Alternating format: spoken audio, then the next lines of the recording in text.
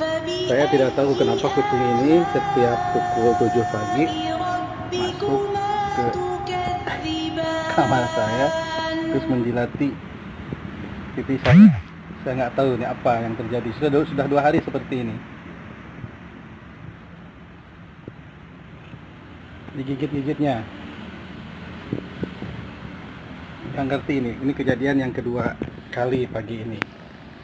Dia tidak mau beranjak naik ke punggung, ke kepala, kemudian menjilati pipi, jenggot, leher, nggak tahu.